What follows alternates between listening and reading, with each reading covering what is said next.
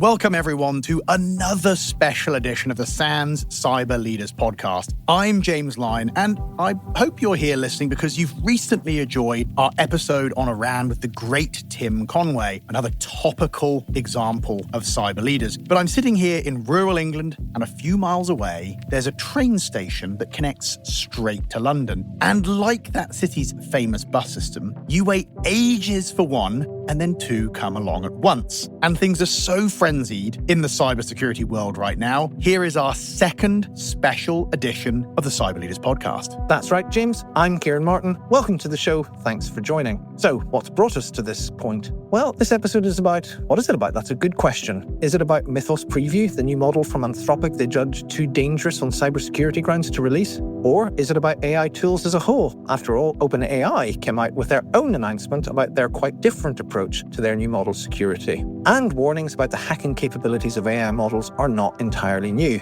But this warning is a lot louder and has, as they say in media and political circles, it's cut through. I think, Ciaran, it is all ultimately about the rise of Skynet. But anyway, look, regular listeners will know. Of course, always. I start normal episodes on this podcast with the announcement that I've been, hacking and breaking things since as long as I can remember. And according to some interpretations of the last month's developments, now AI is going to do all of that for me. I can sit on a beach and sip a cocktail. So before I have to come up with a new introduction, let's set out what's happened, why it matters, and what it means for the cyber defense community. So let's start quickly with what's happened. On the 8th of April, Anthropic, the AI giant that runs the series of Claude LLM capabilities, announced that its new model, Claude Mythos, was going to be delayed. Why? Not because of some engineering challenges or some excuses. Well, basically because it was too good at hacking. Now, you have to grossly oversimplify these things to summarize them, I admit. But basically, they said two things. One was it was really good at finding vulnerabilities. 0 days, scary stuff that would be incredibly useful to attackers. Stuff that no one has ever found, or at least never reported, on a scale we haven't seen before. In the flagship example they reported in their press release, they said they'd found one vulnerability in core open source internet infrastructure that was 27 years old. It's actually probably older than some of the analysts that are going to be tasked with deploying patches. And as a result, the time taken from discovery of vulnerability to exploitation is going to collapse even further.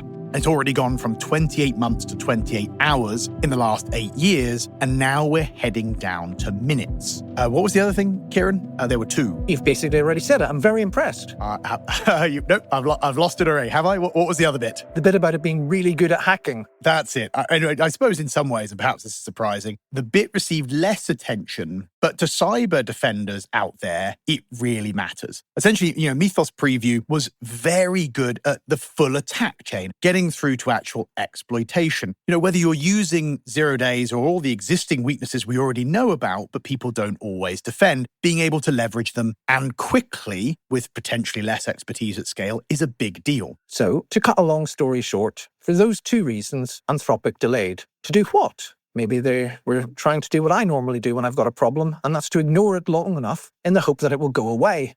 If only, Ciaran. No, they announced something called Project Glasswing. That's a partnership based on privileged access to a few dozen big American companies, tech giants, cybersecurity companies, banks, you name it, to try and work on mitigations. And they do this with privileged access to the model before it comes out. So, James, is everybody else going to do this? Well, sort of, but not quite. OpenAI have said that they will also delay their next model, but they want a much more open partnership based on a trusted accreditation model, which I'm sure we'll get into with our guests shortly. And of course, the new Chinese models will inevitably coming. History suggests they'll be very powerful, and we've no idea how they'll approach that release necessarily. So what does it all mean? Well, it dropped in an unsuspecting world at the height of one of the most serious wars in recent history. So it's a lot to take in. But as people across the world have started to take it in, there are some points of consensus and some ongoing points of debate that are emerging. First, this is a big deal. Now, James, when I was writing this up, I hit the wrong key on my keyboard. And I promise you I'm not making this up. You know me well enough. I don't have that imagination. But I typed, "This is a bug deal." I and you are beside each other on the keyboard.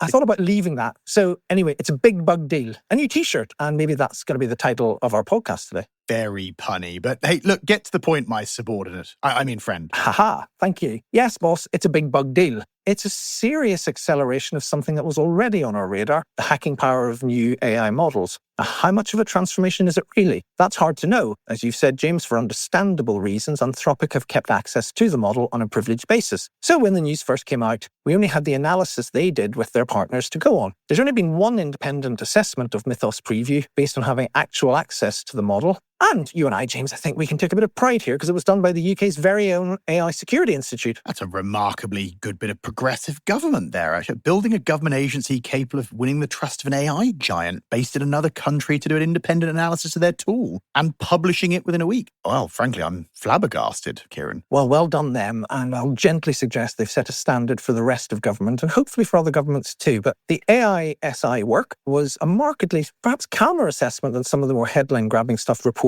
when Anthropic's release came out. It focused, I think, on the second part of your 2 points, the general hacking capability, rather than the discovery of zero-day vulnerabilities. And it concluded that Mythos Preview is really, really good at hacking. And it was the first AI model to fully complete its full range of attack tasks across the whole chain. But it said it had some shortcomings. And if you look at their charts, it was once again a notable acceleration of something we've already known about for a while. I'm struck by what Heather Adkins, that brilliant CISO at Google, has said about the clock started ticking months ago. And they also caveated by saying that no one, including them, has really tested Mythos Preview against actual cyber defenses. That's right, Ciaran. So look, what to make of it all? I mean, clearly this is a big bug deal. Definitely a t-shirt we're making. But there's different, versions of this. And, some are saying it changes everything. Some are saying it's marketing hype and a good way of trying to cover up for recent issues over at Anthropic on the security side. A few have lost money in our industry by predicting the apocalypse. It's certainly been an attractive habit for marketers over my 20-odd years. And then some are even saying it's actually a wonderful opportunity to fix some of the serious bugs in the internet and more broadly the technology we rely on every day we've never been able to fix before. So we've got everything from dire straits through to wonderful optimism and apocalypse mixed in the middle. Some are saying it's a combination of all of these. Well, what does it mean for cyber defenders, for this community? And that's where we're here to help. Indeed. Well, look, folks, we sometimes talk about cyber defense as a community, and that's a real thing. It's who this podcast is aimed at. And key parts of the community have raced into action rapidly. Experts from all sorts of different backgrounds with different perspectives, arguing through and trying to figure out what really matters here, or the line I use very often, what works and what doesn't. And they came up with a paper that was published jointly by us here at SANS and our wonderful friends at the Cloud Security Alliance, who let us into the party to provide some expertise. And it gives a balanced, informative, and actionable account as we could make of this remarkable development. Yes, thank you everyone involved in that. And that brings us to our guests, finally. Now, it's a new format today, so we had to set out the scene. And we have 3 guests, and all of them are involved in this report, the AI Vulnerability Storm. We're hugely grateful to them. Now, let's introduce them. One is our very own Rob Lee, Chief AI Officer and Chief of Research at SAMS. Welcome back to the show, Rob. Hey, thanks for having me here. And we're also extremely privileged to have Gadi Evron, founder and CEO at the AI agent security company Knostic and CISO in residence for the Cloud Security Alliance, who led the charge on this wonderful paper and, well, indeed, lead author of the paper. So welcome, Gadi. Thanks for making some time for us today. Thank you. And I appreciate the accolades, although honestly, I just herded cats. It was everybody. Truly, 250 people working together over a weekend. I am happy to take credit for the herding of the cats, but not for the whole paper. I'm excited to hear how you might have accelerated cat herding with Mythos, but that's a question for later in the podcast, isn't it, Ciaran? Indeed. And speaking as a cat, last but not least, it's great to welcome Ed Skoudis of SANS. Now, when you mention Ed when discussing penetration testing or incident response, everybody knows who you're talking about. So for the first but not the last, I hope, time on the show, let's welcome Ed Skoudis. Ed, hello. Hello, thank you. I'm honored to be here. Looking forward to this discussion. Fantastic. Well, look, let's get into this. Ciaran and I have done some scene setting, but it's time to get to the experts. So first of the 2 things I highlighted in the introduction, that the Mythos Preview, it's very good at finding bugs that we don't currently know about.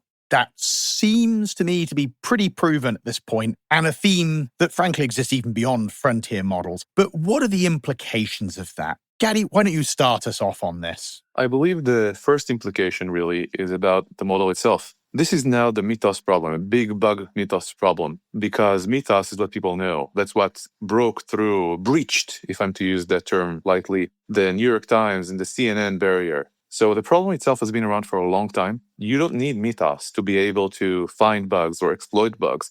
It is indeed more capable. It can do a lot more than previous models, but you can do a ton with what we already had. So now this is the mythos problem because this is how it's now known. This is how we discovered it. As to the implications, I believe that we'll get into that throughout today, but the most important thing to realize, which you already touched on, is number one, there is marketing here, obviously, and there are a lot of skeptics. And let me promise you there is hype, but the truth is larger than any hype. We have all been in this industry for a long time. We survived how many apocalypses, however you pronounce the multiple of apocalypse? Many, all the way back to Y2K and beyond.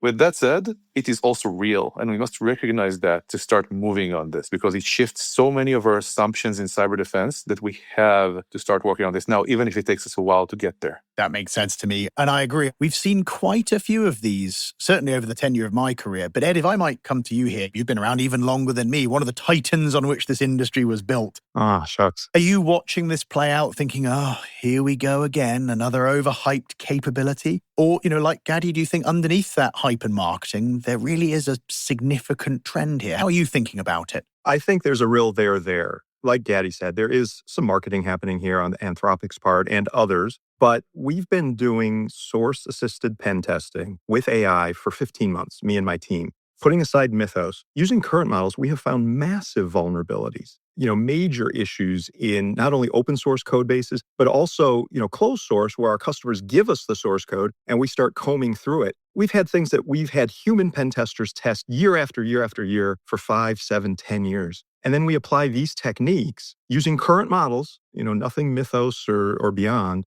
And on the first day of the pen test, we'll discover 5 or 10 critical vulnerabilities that we've never seen before because the AI is able to find subtle flaws. And this is not something like traditional SAST would find, source-assisted software analysis, which would be like cross-site scripting or SQL injection. Sure, these tools can find that, but they're finding subtler bugs like strange authentication bypasses or authorization flaws. Or one of the big things we're finding is in SaaS applications, cross-tenant access. So we're able to go in as one user of the SaaS application, and through manipulation of a bug found by the AI, we're able to start accessing other parts and other customers of the SaaS application. So there's a whole raft of bugs that current models are really good at finding. And my worry is that a lot of our listeners here will say, well, I don't have access to Mythos, so that's a future problem for me. But the fact is you can use current models, turning them against your own code bases to find vulnerabilities today and eradicate them so that when future attackers get Mythos or beyond capabilities, those vulns are away from you. They're already gone. You need to kind of drain the swamp now. We've been given this little reprieve and warning, and we need to take advantage of that. I do love that point, Ed. It's funny. We've got to admit, we're talking out of both sides of our mouth a little bit, aren't we? We're kind of saying, oh, look, there's a big new piece of technology. We've got our eyes on Mythos, and then we're kind of simultaneously going, and a lot of it was already capable with prior models, and there's a bigger trend, and probably ought to get on with solving this, even though there's a lot of marketing hype. Rob, if I might come to you quickly on this, you spent a lot of time playing with AI. I'd say you're an AI pragmatist, but certainly on the optimistic side of it as well. I have my bouts of cynicism and I need a dose of Rob to lift me out of my frustrations as a grumpy curmudgeon with AI. How do you think about this impacting the cybersecurity profession? I mean, is it the case, as I said in my intro, that I just need to be able to type good prompts now and I can go and find as many 0 days as I like? Gone are the days of needing skilled humans. Where do you sit compared to Ed and Gadi on this? Similar perspective or different? I'll put it this way. So one of the things that Gadi and Heather Adkins, I hope I get this right, Gadi, which is the Cataclysm, where you guys wrote that paper was about 6 months ago. What was the official name of that paper again? So I believe we called it something like preparing for or surviving through positive notes because we call it the Cataclysm. We made 3 choices, right, that we thought about deeply. Number 1, we called it a cataclysm, an AI vulnerability cataclysm. Number 2, we put a number next to it, 6 months. And stopping there, making these two choices means FUD, fear, uncertainty, and doubt. And in our careers, we really try to both learn and strive to avoid that, to speak with metrics, to speak with risk, to speak to executives, really. But the warning had to come out, and we really tried to get the point across of this is already here. And that was the risk we took back then. And that's why we used words like cataclysm. Today, we're no longer using this terminology, but the problem is no less urgent. It's just in security, you're often Cassandra. You're blessed with foresight, but you're cursed for nobody to ever believe you and then blame you after it happens, right?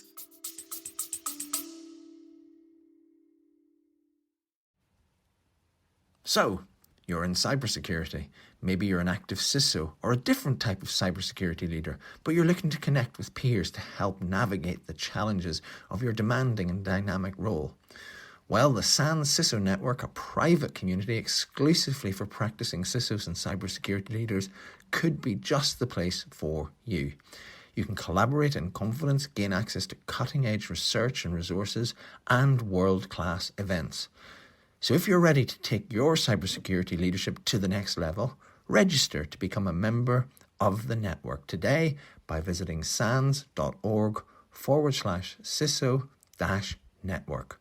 That's sans.org/CISO-network.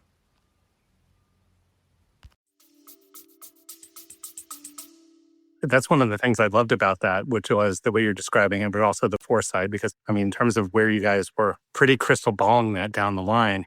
And even with what Ed said, I think his team in using it for so long highlights a couple of things here. And I'll go back and, when we're writing the paper, something that really struck me, which I loved, describing a new capability inside organizations that they should develop called vulnerability operations. So VulNops for short. So when you end up taking a look at what Ed's doing and the potential, what there are people, calling the apocalypse or, people are overworked trying to patch all these things, it's hard to predict exactly what the workload change is going to be.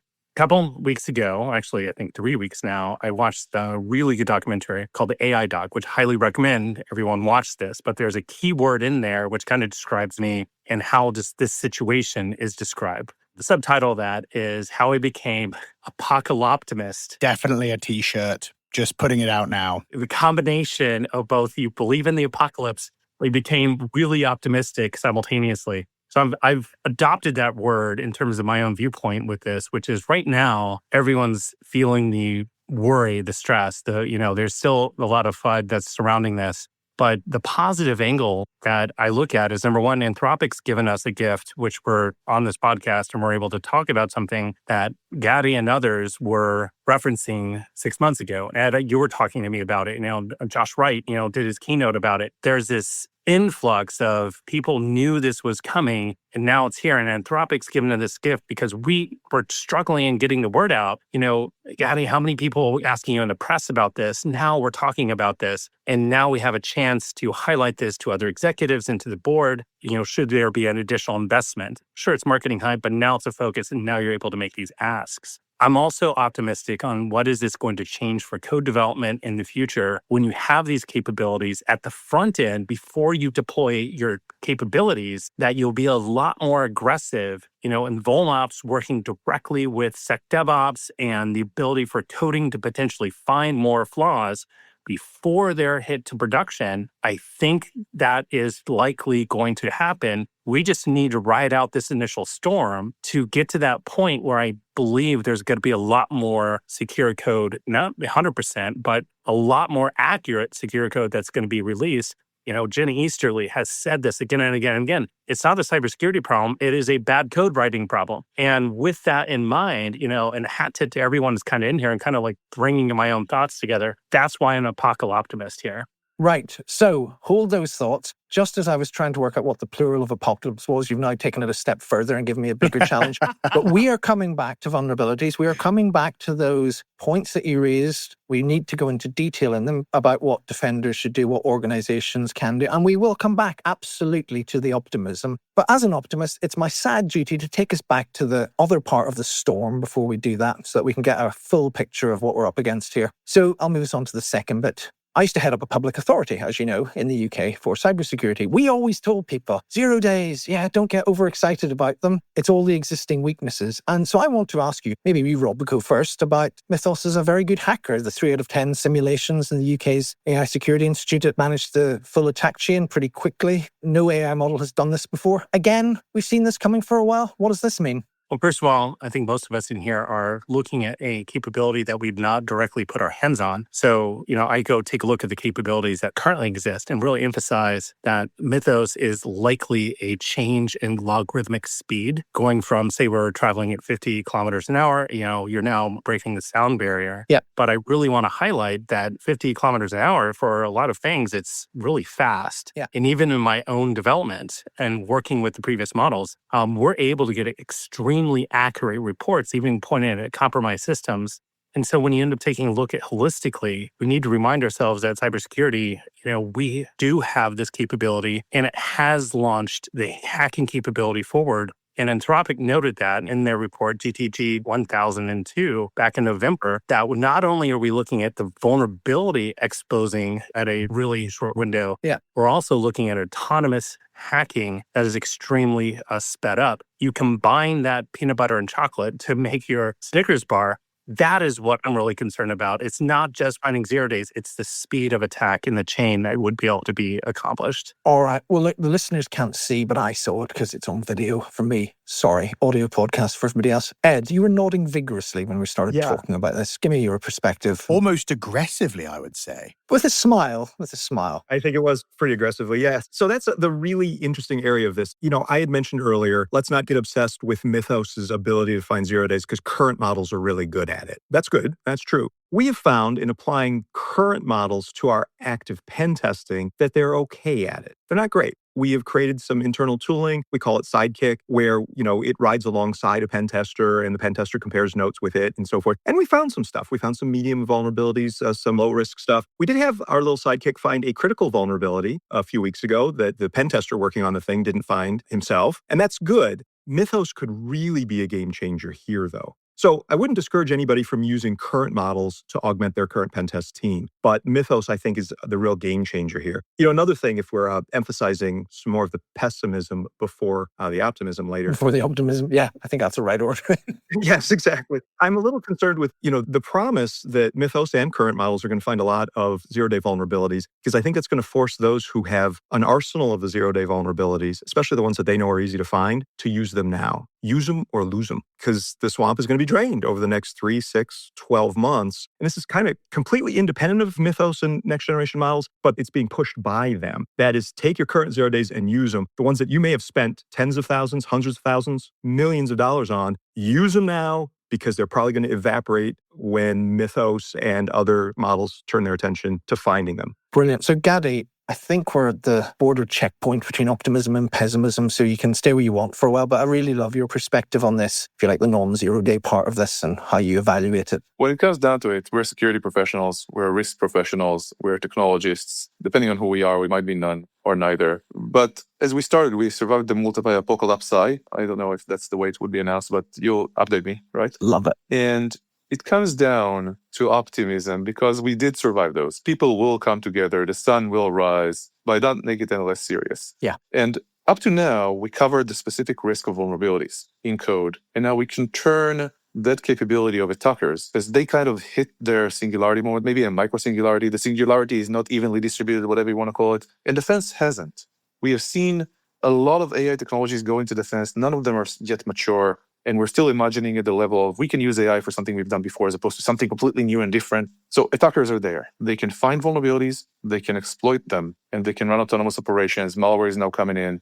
Nothing is perfect. We'll keep advancing, but we understand it now.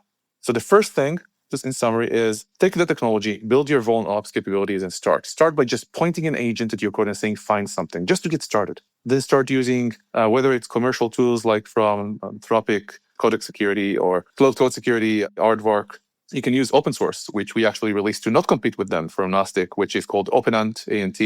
You can use anything, but start. But then there is the second point, and there are 3. Always 3. That's good. Always 3. I was in the military. I don't know if there will be 3, but I'll always keep it to 3. So the second point is, we don't really have these other defensive technologies yet. We're borrowing from the attackers. What we do have is our people. And our people can be accelerated today. We can't allow or afford ourselves to move at human speed anymore. We have to run at machine speed.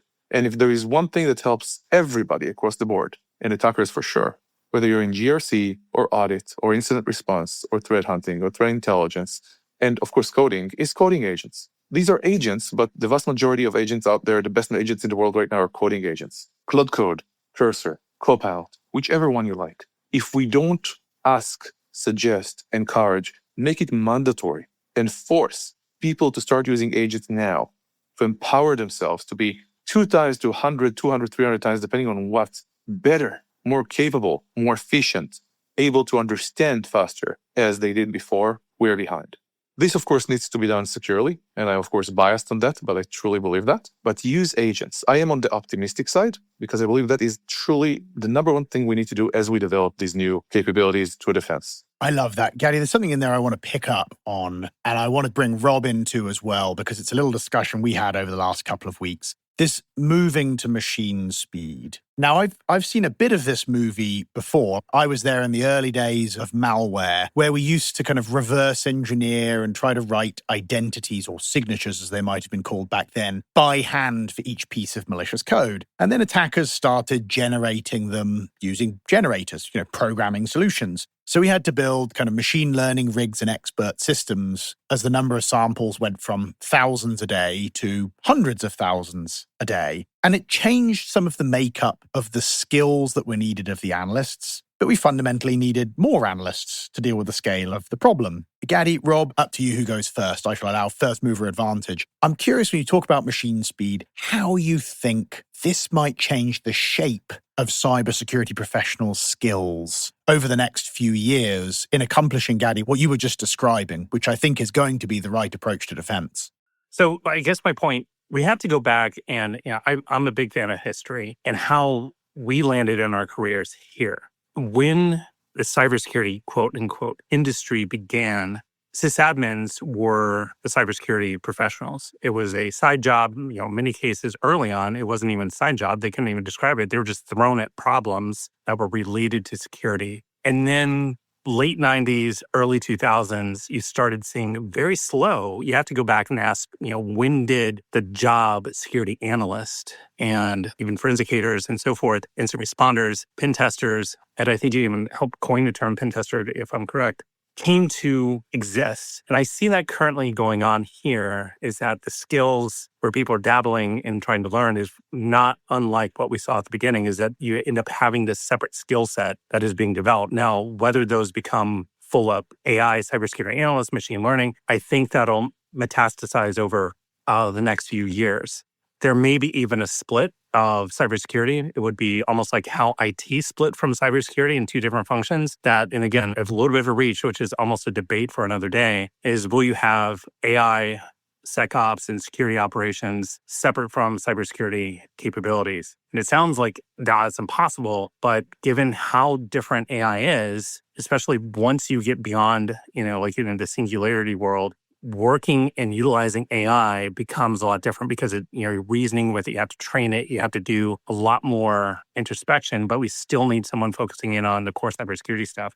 I don't know. I think it's skill-based, James, but I also think there's room to make the analogy that it could go separate. It could be, clear career fields. I think we're in the sysadmin days where people are kind of figuring out, hey, I'm a cybersecurity person. It's really interesting whether we'll end up with AI folks who are bilingual with cyber or, cyber with AI merged in, or what spectrum of separation. Ed, you are no doubt going to have some thoughts here, having seen a few of these movies over the years and the evolution of our industry.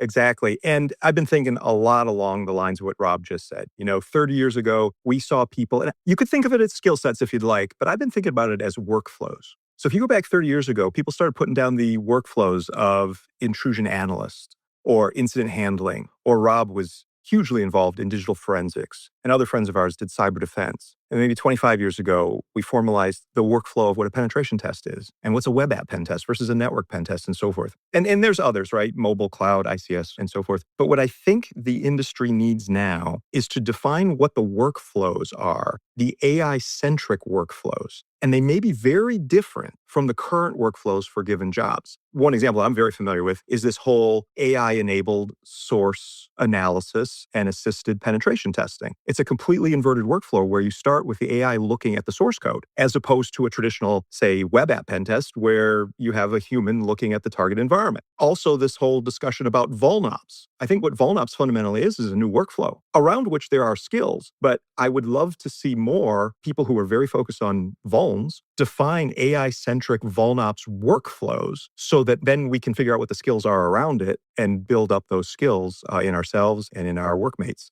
If I had to bet on whether AI splits out so that there's sort of a cyberized AI versus traditional cybersecurity, my bet is it won't split. I understand, James and Rob's comment that it split because it did in the sysadmin days. However, I don't think there will be enough for traditional cybersecurity people to do without AI, so that they're all going to move over and have AI-centric workflows and provide the unique capability that the humans can provide in those workflows. So what I'm really interested in is AI-enabled workflows. In fact, I don't want to sound too, haughty about this or anything, but if you're just sprinkling AI on an existing workflow, maybe that'll help, but I don't find that interesting. I want to see AI workflows built from the ground up. Dan Guido of Trail of Bits did an amazing presentation at Unprompted Con about 6 weeks ago or so. And it was all about how do you build AI-centric workflows around your business and not just AI-enable existing workflows. And I've been thinking a lot about that and how it applies to penetration testing, cyber defense, digital forensics. I know Rob's been thinking about it for digital forensics and incident response. Heather Barnhart has been thinking about it a lot for digital forensics and incident response. But I think creating those workflows, and then the brand new concept of vulnops, creating a workflow for that. That's fascinating, Ed. And I do buy what you're selling. I have to say, I think, I've been using this expression that over the next few years, as AI is adopted by the good guys and the bad, and we figure out the best ways to supercharge our various efforts and reinvent workflows, when everyone has AI, the edge, again, is human. Critical thinking humans with interesting ideas and training and problem domain expertise. And that would suggest that people that understand AI and their particular cybersecurity problem domain are likely going to be best placed to be able to define those new workflows, processes, and systems. Ed, if I might come back to you on a related question, I suppose. So now we've reassured the cybersecurity community that, it isn't Skynet. We might need some people. It's all fine. No.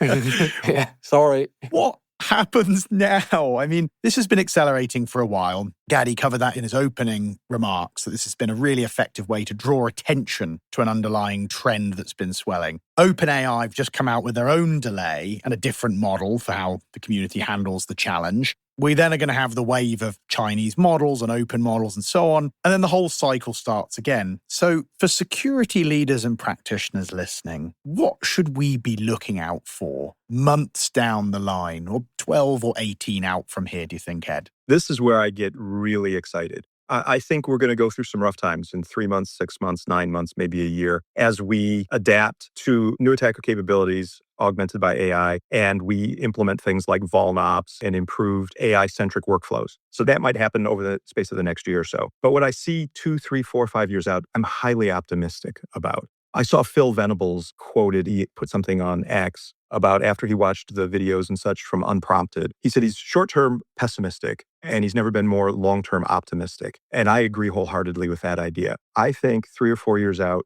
we're actually going to drain the swamp of many major vulnerabilities. We got to get there first. And, I say this to a lot of my friends who, look at this with pessimism over the short term, or even what happens to jobs in the long term, job loss in cybersecurity. What might it mean? And I say this, I've been doing cybersecurity work for 30 years now. And I've worked with some of the most amazing people in the industry, and we've given the best years of our lives to try to make the world safer and more secure.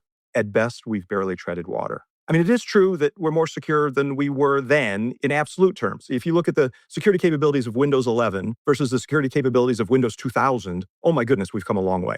However, the attackers have gotten so much better that at best, we've gotten better at the same rate they have, or maybe they've gotten a little better than we have. So we're just treading water.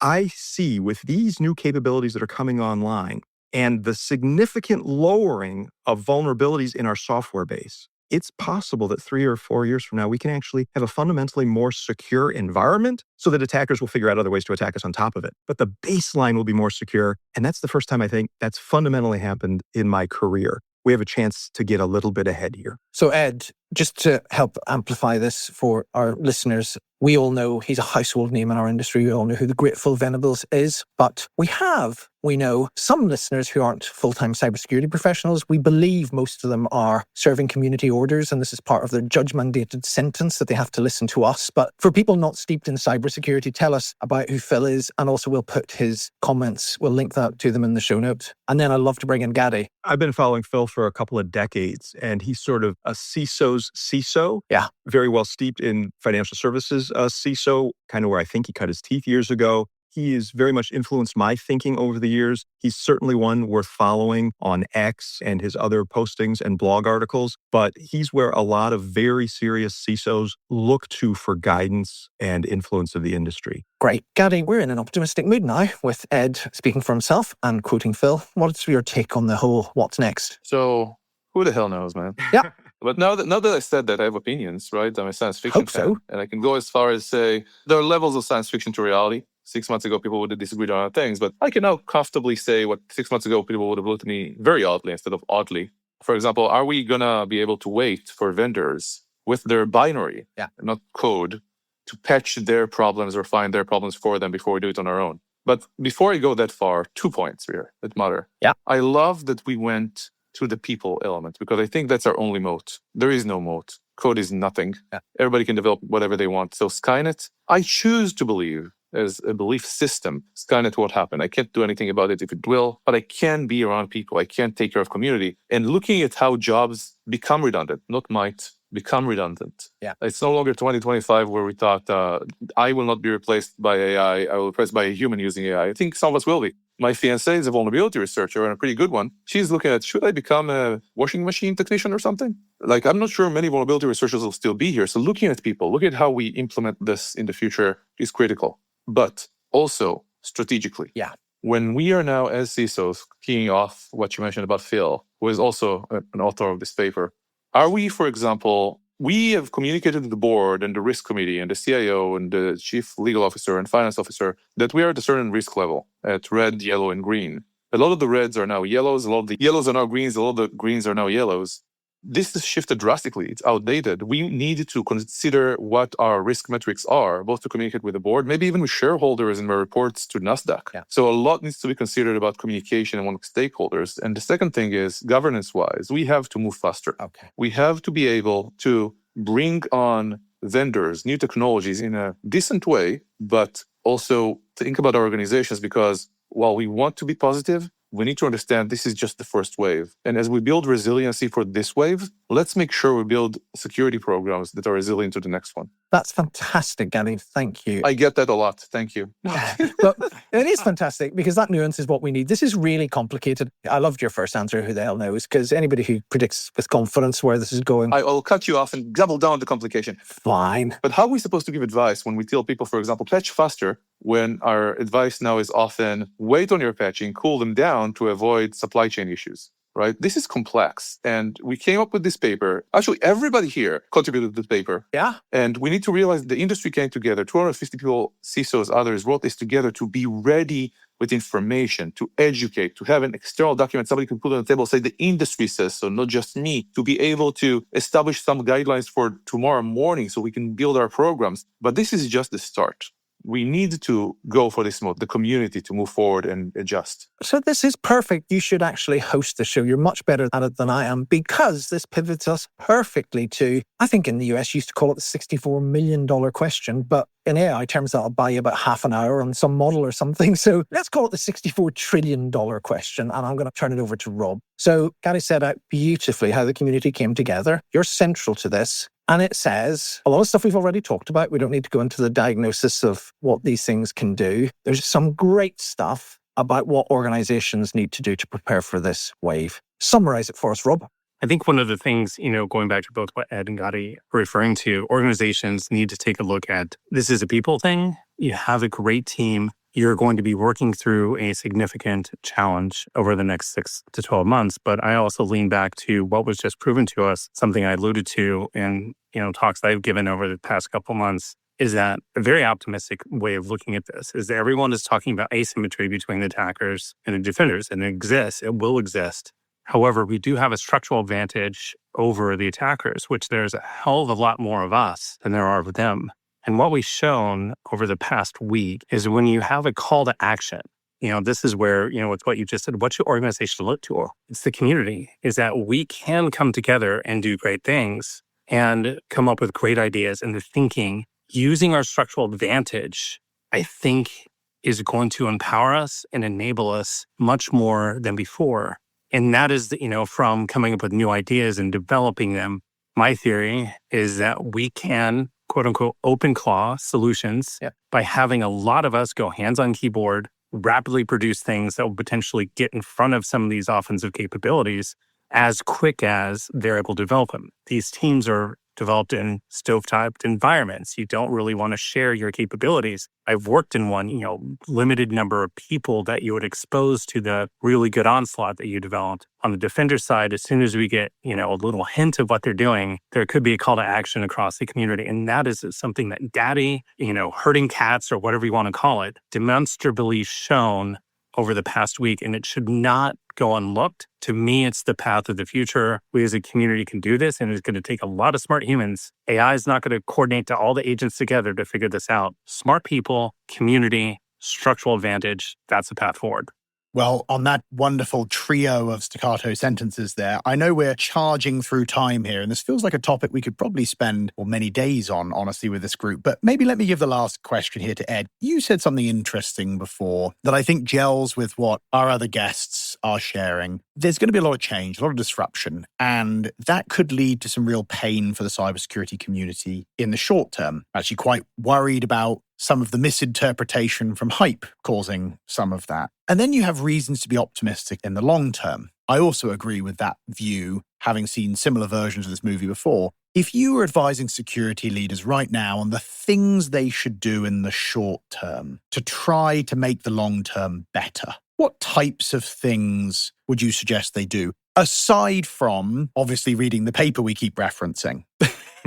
Yeah, I think there's 3 areas to focus on. I mean, there's more, but you can't really focus on more than 3 things. One is this whole vulnerability discovery, patching, et cetera, and optimizing that, as they're calling it, VulnOps, and looking at your vulnerability discovery and patching systems today and figuring out how you can radically improve those. And I think as a community, we have to flesh out what this VulnOps really means and do it quickly. Gadi, no pressure. But we got to get together and figure that out. The second thing is limiting the blast radius, to segment your network where you can, to do detection quicker where you can, so that if something does get owned with the 0-day, it doesn't hurt your entire environment. That's, nothing fundamentally new. You should have been doing that for a while, but if you haven't gotten around to it, now absolutely is the time. And then the third thing is on the incident response side of things, doing tabletop exercises to make sure you're ready for a single incident. But we're recommending now to folks is, what if you had 2 or 3 simultaneous incidents of different kinds? What would you do with that? Are you prepared to even contemplate that? Those are 3 things in the order that I think you should focus on them in. And I'm sure there's something we could debate about all of that. But those are the 3 things that really bubble up to the top for me in what I see in my enterprise customers. And all of them are covered in more detail in that Cloud Security Alliance SANS unprompted paper we've been talking about. Love it. If I may. Please do. Here is my call to action / question / challenge to people and then to the community. And maybe SANS can lead that forward if somebody can figure it out. The first one is for ourselves. Many people feel outmoded. Many CISOs feel outmoded. We feel old. We feel we'll never catch up. I think that's BS. We can. All we need is English. Kick yourself in the bum. Go download a coding agent right now. It's all about coding. You don't need to know code. Cursor, Claude Code. Use it. Ask it a question. Do one task each day different with it. Learn it. It will empower you. That's my challenge to you. Do it now, please. And take somebody with you for the journey. Don't leave people behind. And the second thing is, speaking about people are being left behind right now, not just because disappearing jobs, but rather because the disappearing junior. And SANS is an expert in training this industry. How do we allow people to come in what do they need to do? What do they need to know? How do they find a job? We were already an aging industry before this. It was so hard to find a job before this. So that's kind of a challenge I would like to leave out there that I think matters a lot. Please go kick yourself in the butt and start now. Download an agent and try. Talk to it about something different every day. And 2, let's think about the future of who is in the industry. That sounded like a takeaway to me, but you've already had 2 goes at the final question, James. Neither of them were, because I'm going to ask the final question, and there is a twist. We have 3 guests. That's right. So 3 guests, 3 takeaways, right? Nope, not going to do that. 3 takeaways is too many. Gadi said it's always 3, but he was whittling it down to 2. And you put on weight if you have 3 takeaways. We all know that. Well, I do like 3 takeaways, I must admit. But what are we going to do instead then, Ciaran? That's easy. You're going to do it. Punishment for all those times you've hounded our poor guests. They're exhausted at the end of a long recording. They've said everything you want to say, and you just say to them, oh, go for it, and describe everything in 30 seconds. So James Line, CEO SANS Institute. Sir, this has been described as the most important event in cybersecurity for years. Organizations have to act. Tell them everything they need to know. You have 30 seconds. Go. Oh, that is just so brutal. I understand why our guests hate and love this now. And I feel like Gadi just did such a wonderful job of it. But okay, all right. Okay, here we go. 30 seconds. Let me comment in macro here for security leaders. There's going to be change. There's going to be overhyping. Don't worry about that. Like, you're hearing from world-class practitioners here that there is something real here. There's short-term substantial risk and long-term reasons to be optimistic. So go read the paper. It's in the show notes. Watch Ed and his team's wonderful webcast doing a live demonstration of the actual practical utility of these things we're talking about. The dynamics of cybersecurity, they're changing in front of us. We're going to have whole new areas like VolNops. Roles are going to compress, they're going to expand, skills are going to change. And if we throw our hands in the air, declare BS and ignore it, we're going to be weaker for it. So make sure you make time for your teams to spend real time here and learn. Just like Gadi said, most security teams are running at 100% capacity or more. They're not getting to do enough here. This isn't the end of cybersecurity. It's not solved and time to go home. It's not Armageddon. So shooting down the middle, we've got to be ready. And as leaders, you need to make space for your team to be ready to keep upskilling and following this for more developments. It's going to move fast. So bet on people and ignore AI cybersecurity impact at your peril. Well, that was wonderful. The 0-day clock may be collapsing. Your 30-second stopwatch is going in the opposite direction, but I'll let you off because that was genuinely excellent.